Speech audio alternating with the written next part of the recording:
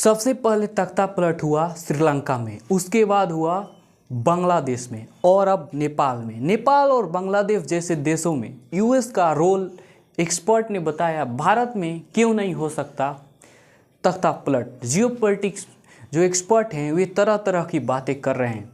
नेपाल और बांग्लादेश जैसे देशों में ऐसा हो सकता है। उन्होंने एएनआई के साथ पॉडकास्ट में कहा कि अक्सर सड़कों पर होने वाले ऐसे आंदोलन ऑर्गेनिक नहीं होते, इसके पीछे किसी शक्ति का हाथ होता है।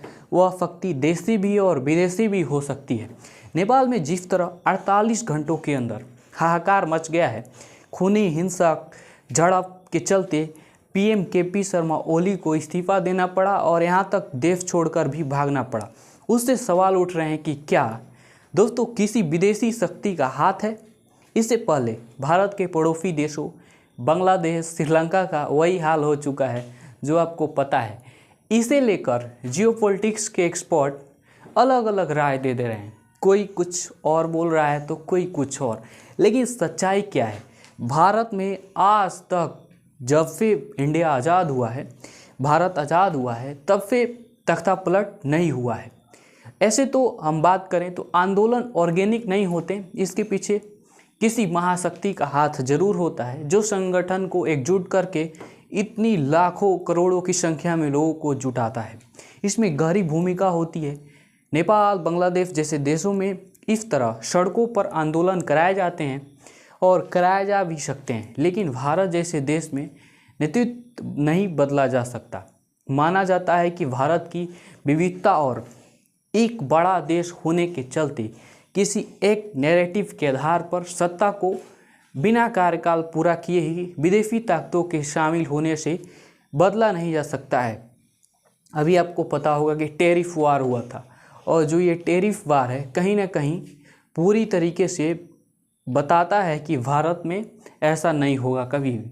सरकार को बदनाम करने की कोशिश अलग अलग ताकतें हैं वो करती रहती है, को किसी की भी सरकार है, ताकि किसी तरह उनका इकबाल ख़त्म हो जाए, उन पर लोगों का भरोसा कम हो जाए। उनसे एक सवाल यह भी है कि क्या चीन और नेपाल जो आपस में अभी बन रहे हैं, सही चीन में जो चीन है वह नेपाल को वैसे नज़रिए से देखता है कि कुछ हड़पने की कोशिश में है।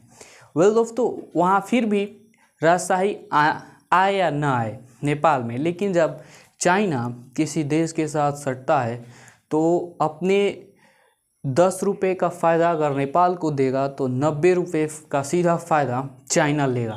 और चाइना का यही जो पॉलिसी है, इसी के चलते आज उतना विकसित कर गया है। अमेरिकी नेताओं के बयान को लेकर अलग अलग एक्सपर्ट हैं अपना राय दे रहे हैं, भरोसा दे रहे हैं कि उन्हें भारत में ऐसा होता नहीं दिख रहा है और ये भारत में चाहते हैं। तो जानकारी के लिए आपको बता दें कि भारत में ऐसा होने वाला कभी नहीं है। ऐसे बयान वो दे रहे हैं जिनकी भरपाई करने में 2 दशक भी लग सकते हैं। उन्होंने कहा कि अगर एससीओ में जाकर अमेरिका को संदेश दिया जा सकता है तो इसमें कुछ गलत नहीं है। यह तो अमेरिका को बताना ही चाहिए कि वही हमारी नीति तय करने वाला नहीं है। हम संप्रभु हैं और हम तय करेंगे कि मसले पर किसके साथ चलना है और क्या रिएक्शन देना है। भारत एक स्वतंत्र देश है। भारत के पास खुद की जो हर एक व्यवस्था है, अर्थव्यवस्था है। भारत खुद सोचने की क्षमता रखता है। इसीलिए भारत किसी के कहने पर या किसी के कुछ विदेशी ताकतों के आ जाने से तख्ता पलट नहीं होने वाला है। बाकी आप देखते रहिए द एक्सप्लेन।